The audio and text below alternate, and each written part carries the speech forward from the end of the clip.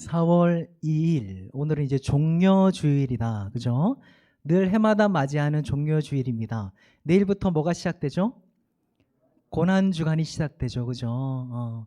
고난주간 전에 주일을 종려주일이라고 해요. 종려주일이라는 것은 여러분 이미 익히 들어서 알고 있겠지만은 예수님께서 제자들과 함께 예루살렘에 나귀 새끼를 타고 입성하신 날을 기리는 절기입니다. 그런데 왜 종려주일이냐? 그때 예수님께서 예루살렘에 입성하셨을 때에 나뭇가지를 흔들면서 예수님을 맞이했어요. 근데 그 나뭇가지 이름이 종려나무예요. 그래서 그것을 기념하는 절기로서 종려주일로 지금 우리는 이 주일을 지키고 있습니다. 자, 그런데 예수님께서 지금 예루살렘에 입성하신 이유와 목적이 있습니다. 예수님은 우리가 잘 알듯이 고난을 받으시기 위해서, 우리의 죄를 대신하시기 위해서 십자가에 달려 돌아가시기 위해서 궁극적인 목적을 가지고 지금 예루살렘에 입성하셨다라는 것입니다. 우리는 지금 마태복음 21장을 읽었는데 앞에 마태복음 16장에 가서 보시면은 예수님께서 예루살렘에 올라가시는 목적에 대해서 아주 분명하게 제자들에게 말씀해 주셨습니다. 마태복음 16장 21절 말씀인데요. 우리 한번 읽겠습니다. 시작.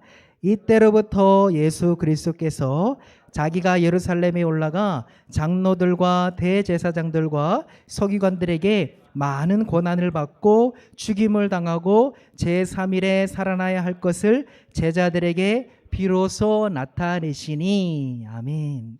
이때로부터 예수님께서 이제 제자들에게 본격적으로 말씀해 주시는데, 본인이 고난을 받고 예루살렘에서 가서 이제 죽임을 당하고 제3일에 살아나야 될 것을 이미 예수님이 이 땅에 계실 때에 제자들에게 분명히 자기가 이 땅에 오신 목적을 말씀으로 말씀해 주셨다라는 것입니다. 마태복음에는 한 번 이렇게 돼 있는데 요한복음이나 마가복음에 보면은 예수님이 예루살렘에 올라가실 때라고 해서 항상 제자들에게 이런 식으로 얘기해 주셨어요. 물론 이제 유대인들이 명절인 유월절을 지키기 위해서 예수님이 제자들과 함께 자주 예루살렘에 올라가셨죠. 그런데 예수님은 예루살렘에 올라가시는 목적에 대해서 아주 분명하고 선명하게 마태복음에서 확실하게 우리에게 알려주셨는데, 그것은 뭐냐? 본인이 고난을 받고 죽임을 당하고 제3일에 살아나야 될 것을 분명히 예견하시고 이렇게 지금 가신다라는 것입니다. 그런 배경을 가지고 오늘 본문을 다시 한번 읽으면 좋겠어요. 우리 1절과 2절, 1절 말씀 먼저 읽겠습니다. 시작.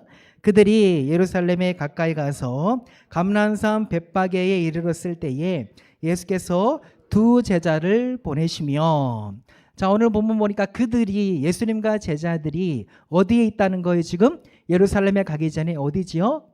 벳바게라는 지역이 나오죠. 감람산 벳바게. 벳바게라고 하면 조금 우리가 약간 좀 이렇게 어색하고 아직 잘 들어보지 못했다. 그런데 여러분, 베다니라고 들어보셨어요? 베다니. 요한복음에 나오는 베다니. 여기 요한복음에 보면은요, 벳바게와 베다니에 이르렀을 때에라는 것입니다. 아직 예루살렘에 입성하시기 전이에요. 베다니에 이르셨을 때에 지금 예수님이 예루살렘 앞에 두고 두 제자를 지금 보내는 겁니다. 여러분, 베다니 하면은 떠오르는 뭐라 그래야 돼? 남매라 그래야 되나? 남매가 떠올라야 되는데 베다니에 있었던 사건 혹시 아시는 분? 제가 청소년이면 여러분 밥 사주게요 이렇게 얘기할 텐데 아시는 분 손 한번 들어주세요. 제가 밥 사드리겠습니다. 맞추시면. 베다니에서 있었던 사건, 너무나도 유명한 사건. 예수님이 예루살렘에 입성하시기 전에 이 사건을 먼저 체험하게 하시고 그 다음에 지금 예루살렘에 오게 하시는 거예요. 베다니에서 누구? 나사로. 정답. 와, 박수. 그래요. 인서 형제 연락하세요. 꼭. 맛집 리스트에 알려주시고 이렇게. 베다니에서 죽은 나사로를 살리신 사건이 바로 베다니에서 있었다는 거예요. 나사로의 자매 동생들이 있었죠. 마르다와 마리아. 그러니까 예수님은 베다니에 자주 가셨고 그곳에서 죽은 나사로를 살리시게 된 사건을 먼저 하시고 난 뒤에, 그리고 나서 지금 오늘 본문까지 이르게 된 것입니다. 자, 그럼 여러분 생각을 할 수 있겠죠? 베다니에서 죽은 나사로를 살리셨어요. 그 소문이 마을에 퍼졌을까요? 퍼지지 않았을까요? 퍼졌지요. 역사적으로 한 번도 본 적 없었잖아요. 없잖아요. 그죠? 우리는 영화를 너무 많이 봐서 시체가 막 일어나는 것이 낯설지 않다. 그죠? 막 시체가 좀비라는 그런 영화들이 많이 나오잖아요. 그죠? 근데 그 영화는 영화일 뿐이고 실제 사건에서는 전혀 없었는데 성경에서는 분명히 기록하고 있어요. 죽어있던 나사로를 예수님이 살리셨어요. 그러니까 사람들에게 소문이 많이 났겠죠. 그러니까 자연스럽게 예수님이 뒤를 따라서 제자들뿐만 아니라 수많은 무리들이 지금 함께 오고 있겠죠. 어디로? 예루살렘으로. 무리들이 지금 함께 지금 오고 있다. 그런 상황에서 예수님은 예루살렘에 입성하기 전에 두 제자를 보내십니다. 왜 보내셨을까요? 우리 2절과 3절 말씀 읽겠습니다. 시작. 그리하면 곧 매인 나귀와 나귀 새끼가 함께 있는 것을 보리니 풀어 내게로 끌고 오라. 만일 누가 무슨 말을 하거든 주가 쓰시겠다 하라. 그리하면 즉시 보내리라 하시니. 아멘. 두 제자를 갑자기 예루살렘에 보내시는 거예요. 그러면서 뭐라 그랬냐면은 저기 맞은편 마을로 가면은 나귀와 나귀 새끼라고 돼 있는데 사실은 나귀 새끼라고 생각하시면 딱 맞습니다. 다른 본문에서는 나귀 새끼라고 돼 있고 나중에 보면 알겠지만은 나귀 새끼가 맞아요. 나귀 새끼가 메어 있는 것을 저기 이제 예수님은 어떻게 아시고 거기 있으니까 제자들에게 가서 가지고 오라는 거예요. 그러면서 누가 데리고 가는 것을 보면은 주가 쓰시겠다 하라 이렇게 얘기하는 거예요. 여러분 굉장히 의아하지 않아요? 상식에 맞지 않는 말씀을 하고 계시지 않습니까? 아니 두 제자들도 그렇지. 가가지고 거기 나귀 새끼가 몇 있는지 어떻게 알아? 그래서 순종해서 갔는데 실제 나귀 새끼가 있는 거예요. 근데 주인이 물어보기도 전에 그냥 끌고 오라는 거예요. 그러면서 누가 물어보거든 그때야 대답하라는 거예요. 뭐라고 대답하라는 거예요? 주가 쓰시겠다 하라는 거예요. 여기 중요한 단어가 나오네. 예수님을 뭐라 표현해요? 자기 자신을 주라고 합니다. 주. 온 세계 만물의 창조 주라는 거예요. 예수님은 이미 다 알고 계셨죠. 그렇죠? 주인이 물어보거든 주가 쓰시겠다라 한마디만 하면은 그 주인이 주게 될 것이라는 것을. 여러분 온 우주 만물의 주인은 누가 되신다는 거예요? 예수님이 되신다는 거죠. 하나님이시죠. 그렇죠? 그분의 손에 벗어나는 건 아무것도 없죠. 모든 만물이 다 주인은 예수님이신 거죠. 우리는 이 땅 가운데 우리가 지금 가지고 있는 시간, 자원, 물질 내가 내 소유라고 생각하지만 그건 사실은 우리 소유가 아니라 사실은 누구 소유인 거예요? 하나님 소유다. 예수님 소유다. 우리는 잠시 잠깐 왔다 가는 세상에서 그걸 일시적으로 맡고 있는 청지기라는 것이죠. 그러니까 욥이 그렇게 고백하잖아요. 욥기 말씀 보면은 자기가 모든 것을 다 빼앗겼을 때에 그때 뭐라고 고백해요? 욥의 믿음? 주신 이도 여호와시요 거두신 이도 여호와시니 내게 있는 모든 것이 다 여호와 하나님의 것입니다. 철저한 청지기 의식을 가지고 있었다라는 것입니다. 주, 예수님은 창조주가 되시는 거예요. 거절할 사람이 아무도 없다라는 것이죠.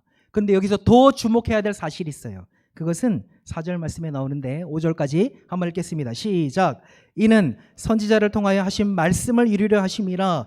일러스되 시온 딸에게 이르기를 내 왕이 내게 임하나니 그는 겸손하여 나귀 곧 멍에 매는 짐승의 새끼를 탔도다 하라 하였느니라.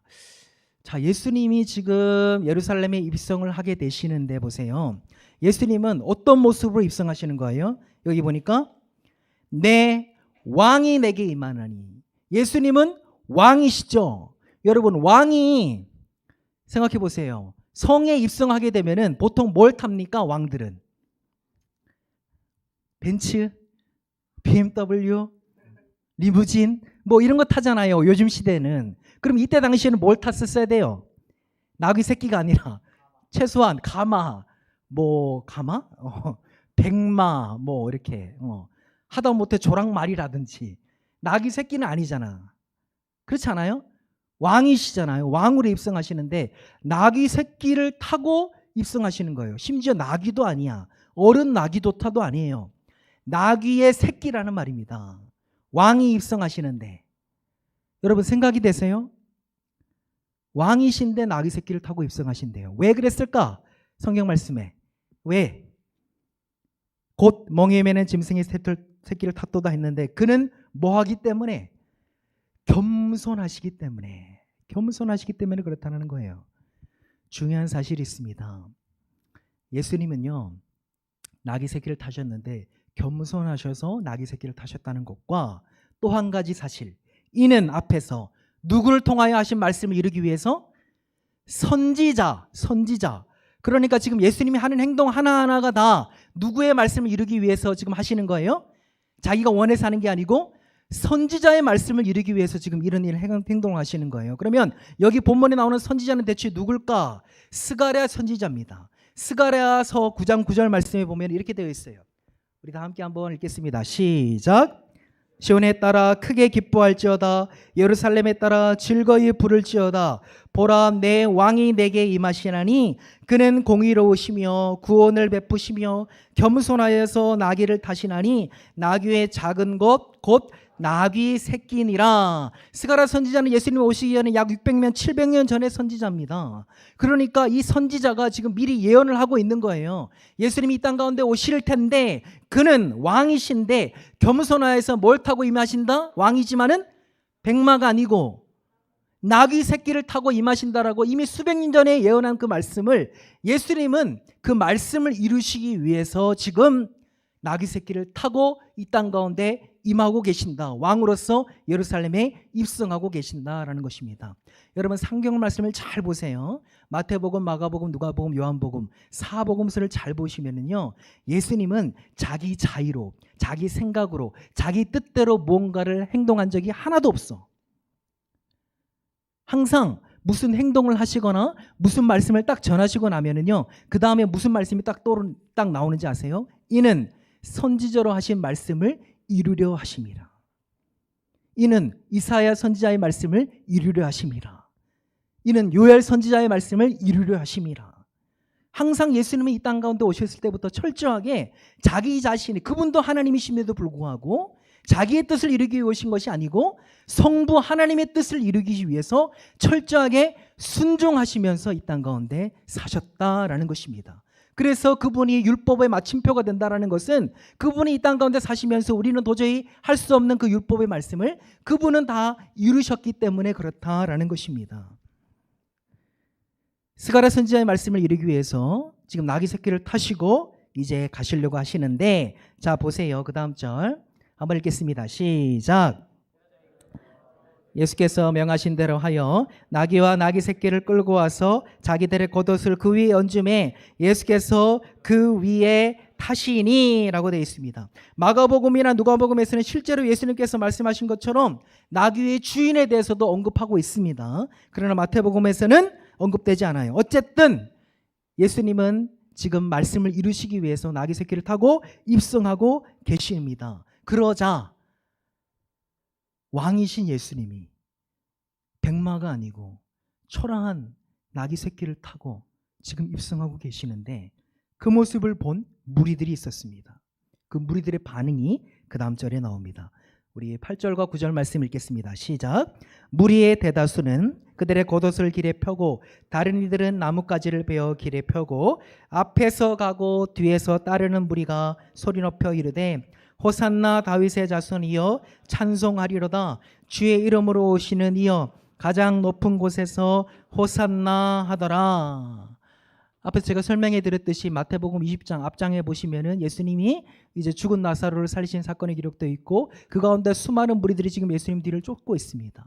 그 무리들이 지금 예수님께 환호성을 지르는 거예요. 무리의 대다수, 당연히 제자들도 포함되어 있겠죠. 이들이 뭐라고 외치는 거 보세요. 그들의 겉옷을 길에 펴고, 열왕기 하에 보면은 예후라는 왕이 즉위를 할 때에 그때 신하들과 백성들이 자기들의 겉옷을 펴서 왕이 오시기를 예비했습니다. 그러니까 지금 제자들과 무리들은 예수님이 왕으로 입성하신다는 것을 알고 있었다라는 것입니다. 그러니까 자기들의 겉옷을 지금 편다는 것은 왕의 대관식을 맞이하는 것과 똑같은 의미를 가지고 있기 때문에, 나사로를 살려셨기 때문에 그 소문이 퍼져서 지금 수많은 무리들이 예루살렘에 와서 예수님을 왕으로서 지금 모셔드리고 있는 거예요. 가지를 흔든다. 나뭇가지. 무슨 나뭇가지? 종려나무. 그래서 종려주일이라 그런 거죠. 종려나무가지를 흔들면서 뭐라고 외치는 거예요? 호산나. 호산나. 많이 들어보셨죠? 무슨 뜻입니까? 호산나. 아시는 분 손 한번 들어보세요. 밥도 사드릴게요. 호산나. 알고 계시면서 얘기 안 하시죠? 뭐예요? 호산나 땡. 왕이 오셨다 땡.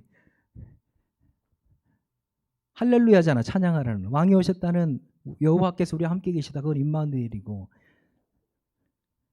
호산나 땡. 호산나 호산나 모르세요? 호산나 힌트. 조슈아 여호수아랑 같은 뜻을 가지고 있어요. 히브리어로 여호수아. 예언자 땡. 구원 누구세요? 정답이세요. 맞아요. 정답입니다. 네. 구원자, 이제 구원하소서라는 뜻을 가지고 있어요. 이제 구원하소서. 호산나, 이제 구원하소서. 여러분, 구원하신다는 것은 누구에게만 붙일 수 있는 겁니까? 자기가 구원이 필요한 존재라는 걸 알고 있어요. 유대인들은.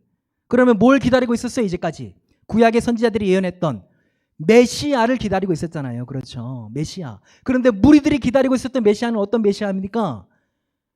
다윗 왕국처럼 지금 이스라엘 나라 국기 별 표시되어 있는 거, 제일 존경하는 인물 다윗인데, 그 다윗을 상징하는데 가장 부강했던 그 시절을 떠올리면서 다윗 왕국처럼 이스라엘을 전 세계에서 가장 부유하고 부강하고 가장 강대국으로 만들어줄 정치적인 메시아를 이 무리들은 지금 기다리고 있었다라는 것인데, 그런 메시아로 예수님을 대하고 있다 이 말입니다. 무리들은 지금. 그러나 사실 우리는 알고 있죠. 성경 말씀입니다. 기록되어 있기 때문에. 예수님은 지금 예루살렘에 왜 입성하고 있는 거예요? 단지 이스라엘 나라 한 나라를 마치 부강한 나라, 미국이나 지금 중국이나 러시아처럼 거대한 강대국을 만들어주기 위해서 이 땅에 오신 겁니까? 아니면 우리의 죄를 대신하여 십자가에서 죽으시기 위해서 입성하시는 겁니까? 후자인 거죠. 우리의 죄를 대신하여 십자가에 달려 돌아가시기 위해서 입성하고 있는데 무리들의 생각은 지금 다르다. 그렇기 때문에 예수님이 이 땅 가운데 오신 이유와 목적을 모르기 때문에 일주일도 채 되지 않아서 예수님을 어떻게 해요? 십자가에 못 박으소서, 못 박으소서라고 반대로 지금 소리치고 지치게 되는 건 아닙니까? 이 무리의 대다수가 호산나 외쳤던 무리들인데 예수님이 이 땅 가운데 오신 진정한 이유와 목적을 모르니까 자기들의 생각과 다른 모습을 예수님을 보게 되니까 나약한 모습, 힘없이 저주받아 십자가에 달려있는 예수님의 모습을 보면서 이런 사람은 십자가에 못 박으소서, 자기들의 생각과 다르게 움직이는 예수님을 오히려 그렇게 생각하고 만들어버리게 되는 거죠. 그런데 중요한 사실이 있습니다. 예수님은 이렇게 죽기 위해서 오셨다는 거예요. 처음부터 끝까지 성경 말씀을 잘 살펴보시면은 예수님의 목표는 딱 하나였어요. 이 땅 가운데 오신 목적. 뭡니까? 자기의 영광, 예수님의 명예, 예수님의 어떤 남들보다 뛰어나다는 걸 증명하기 위해서 내가 신이니까 영화에서 나오듯이 어벤져스에 듯이 손가락 하나 딱 하면은 전 세계 사람들이 반이 나락 떨어지고 이런 걸 보여주기 위해서 예수님이 오신 겁니까? 아니죠. 처음부터 끝까지 예수님이 이 땅 가운데 오신 목적은 뭐예요? 우리의 죄를 대신하여 십자가에 달려 돌아가시기 위해서, 고난받기 위해서 예수님이 이 땅 가운데 오셨다라는 것입니다. 앞에서 마태복음 16장에서 예수님은 제자들에게 분명하게 선명하게 말씀을 해주셨어요. 그런데 주목할 점은 제자들은 이때까지도 예수님이 이 땅 가운데 오신 진정한 이유와 목적을 알지 못했습니다. 마태복음 16장에서 이미 죽게 될 것을, 고난받게 될 것을, 십자가에 달려 돌아가시고 부활하실 것을 이미 분명하게 말씀해 주셨음에도 불구하고 마태복음 18장에서는 제자들은 이런 논쟁을 하고 있었다라는 것입니다. 우리 한번 읽겠습니다. 시작. 그때에 제자들이 예수께 나와 이르되 천국에서는 누가 크니까. 앞에서 16장에서 분명히 예수님이 이 땅 가운데 오신 목적을 말씀해 주셨음에도 불구하고 제자들은 여전히 무슨 논쟁을 하고 있는 거예요. 지금 예수님은 고난받고 죽임당할 것을 말씀해 주셨는데 제자들은 뭘 논쟁을 하고 있어요. 지금 누가 크냐. 무리들이 생각했던 정치적인 메시아에서 벗어나지 못하고 있어요.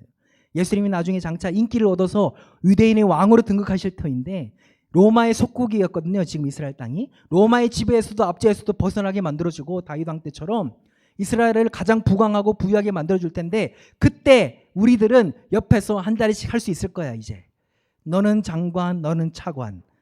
이런 식의 논쟁을 하고 있었다 이 말입니다. 누가 크냐? 누가 더 예수님을 쫓았냐? 누가 더 예수님의 수제자냐?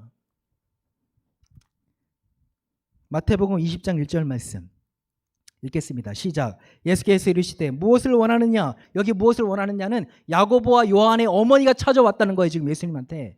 그러면서 읽겠습니다. 시작. 이르되 나의 이 두 아들을 주의 나라에서 하나는 주의 우편에 하나는 주의 좌편에 앉게 명하소서. 이 두 아들이라는 것은 야고보와 요한을 가리킵니다. 예수님의 제자 중에 2명. 야고보와 요한 형제의 어머니가 찾아오셔가지고 예수님 인기가 막 올라가고 나중에 왕으로 등극할 것이 너무나도 선명해 보이니까 자기들 눈에는 내 두 아들을 하나는 예수님 우편에 오른편에 좌편에 앉게 해주십시오. 오른팔 왼팔 만들어 주십시오. 이러거잖아요 지금. 그런데 제자들 야고보와 요한의 어머니뿐만 아니라 제자들도 마찬가지였습니다. 그 다음 절 읽겠습니다. 시작. 10제자가 듣고 그 두 형제에 대하여 어떻게 여기거늘? 분이 여기거늘. 왜 분이 여겨요? 자기들도 똑같은 마음이거든. 나도 그 자리에 앉고 싶거든. 자기들도 그만큼 예수님께 헌신했거든. 근데 갑자기 야고보 요한의 어머니가 오셔가지고 먼저 선수치고 있거든 지금. 누가 크냐? 이 논쟁에서 벗어나지 못하고 있는 제자들의 모습입니다. 지금 얼마나 대비되고 있습니까? 예수님은 왕으로서 이 땅 가운데 오셨고 천지만물을 말씀 한마디로 창조하신 창조주께서 예루살렘에 입성하셨는데 너무나 초라한 모습으로 세상에 그 어떤 왕이 여러분 나귀를 타지도 않는데 나귀 새끼를 타고 어떤 왕이 입성합니까? 왕으로. 역사에 그런 왕 들어보신 적 있으십니까? 나귀 새끼를 타고 오신 왕. 창조주가 그런 겸손을 보이셨습니다. 죽기 위해서 지금 입성하고 있는데 사람들은 여전히 예수님을 통해서 자기 나라를 생각하고 자기 영광을 구하며 예수님께 소리 지르고 있습니다. 호산나 다윗의 자손이여. 예수님의 생각과 제자들의 생각, 무리들의 생각이 얼마나 지금 크게 다른지를 성경 말씀은 아주 선명하게 우리에게 보여주고 있습니다.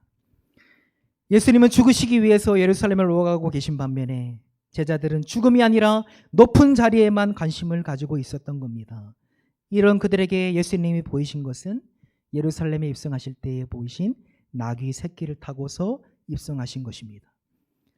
예수님의 행보와는 달리 제자들의 관심은 세상적인 측면에서 크고 높은 자리, 중요하다고 생각되는 그런 위치라고 말할 때 그것이 얼마나 주님의 뜻과 뭔가 하는 것을 다시금 오늘 본문을 통해서 생각해 보게 됩니다.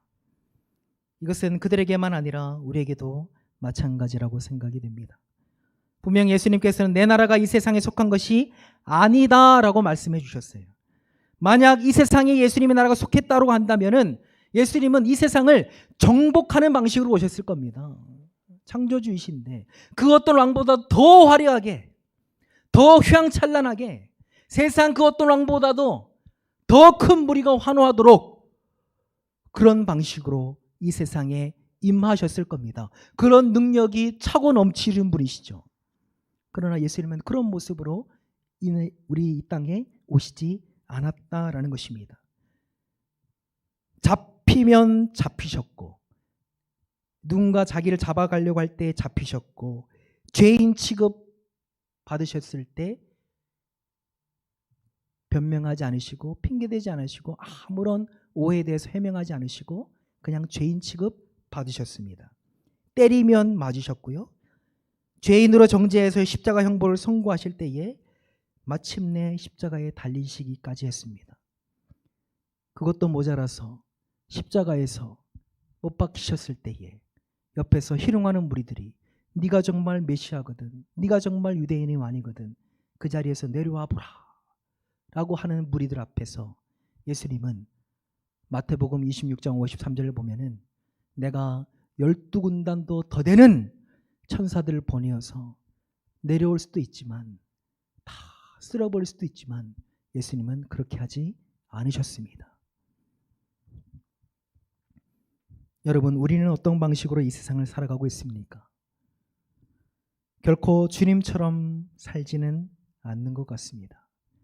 오히려 할 수만 있다면 세상의 왕으로서 아주 화려하고 멋지고 힘이 있는, 그래서 누구든지 내 앞에 무릎 꿇게 만드는, 너무나도 세상이 말하는 약육강식의 논리로 우리는 살고 있지 않습니까? 섬기기보다는 섬김받김을 원하고, 작은 자가 되기보다는 큰 자가 되기를 원하고, 죄에 대해서 용서하기보다는 정죄하고 있지는 않습니까?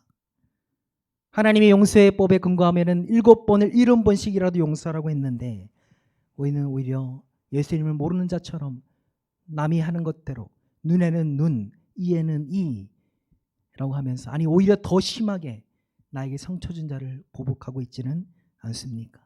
그래서 실족하게 하는 일이 얼마나 많은지요. 예수님은 이렇게 말씀하고 계십니다. 우리 마지막으로 한번 읽겠습니다. 빌립보서 2장 6절에서 8절 말씀인데요. 읽겠습니다. 시작. 그는 근본 하나님의 본체시나 하나님과 동등됨을 취할 것으로 여기지 아니하시고 오히려 자기를 비워 종의 형체를 가지사 사람들과 같이 되셨고 사람의 모양으로 나타나서 자기를 낮추시고 죽기까지 복종하셨으니 곧 십자가에 죽으심이라. 한 말씀 한 말씀이 정말 우리의 마음을 폐부를 찌르는 그런 말씀인 줄로 믿습니다. 예수님이 얼마나 낮아지셨느냐. 하나님의 근본, 하나님의 본체, 하나님과 똑같다. 예수님은 성부 성자로 해서 계급이 나눠진 게 아니다. 근본 하나님과 동등되신 분이신데 역할만 다를 거지 동등됨을 취할 것으로 여기지 아니하시고 오히려 자기를 비워 종의 형체를 취하사 사람들과 같이 되셨고 창조주가 피조물이 되셨다 이 말입니다. 사람의 모양으로 나타나서 자기를 낮추셨대요. 그리고 죽기까지 하나님의 뜻에 복종하셨다. 자기도 하나님이시면서 성부 하나님의 뜻을 이루기 위해서 자기의 원대로가 아닌 하나님의 원대로 이 땅 가운데 오셨고 그렇게 말씀대로 이루시며 사셨다라는 것입니다. 여러분, 우리가 생각하는 겸손한 모습과 예수님이 생각하는 겸손의 모습은 수준, 갭의 차이가 아주 어마어마한 것 같습니다. 감히 그분을 우리가 겸손하다고 아무리 외치지만 예수님이 보여주신 성경에서 말씀하고 있는 그 겸손의 모습에 비하면 내가 아무리 나를 낮춘다고 한들 예수님이 보이신 겸손에 비하면 사실은 아무것도 아닌 거죠. 우리의 왕이신 예수님이 기꺼이 가신 그 길은 세상이 말하는 영광의 길, 돈과 명예와 권력이 보장된 길이 아닌 섬김과 희생과 헌신과 마침내 십자가에 죽기까지 우리를 사랑하신 그 길이었습니다. 여러분, 사람을 변화시키는 것은 겸손한 모습으로 자기 자신을 낮추고 다른 일을 위하여서 내 모든 것을 아낌없이 내어줄 때, 헌신할 때 진짜 그 사랑에 감동해서 사람이 변한 줄로 믿습니다. 저 여러분도 마찬가지잖아요. 우리가 아무리 부모님에 대해서 티격태격 한다고 할지라도 부모님의 사랑을 우리가 알기 때문에 나중에 그 사랑을 깨닫게 되면 우리가 그 사랑대로 받은 사랑을 나눠드리잖아요. 사랑 없이 얘기하는 것은 꽹가리가 치는 그런 메아리밖에 되지는 않는 것 같습니다. 그러나 겸손한 모습으로 사랑을 실천할 때에 놀라운 그 사랑이 우리를 통해서 전달되어지고 다른 이의 영혼이 변화되는 줄로 믿습니다. 힘의 논리가 지배하는 이 세상에서 진리의 말씀을 듣고 진리의 말씀대로 살아가서 정말 하나님이 우리를 통하여서 놀라운 이 땅 가운데 하나님의 나라가 임하는 것을 보게 되는 역사가 일어나기를 간절히 소망합니다. 이 시간 한번 기도하겠습니다.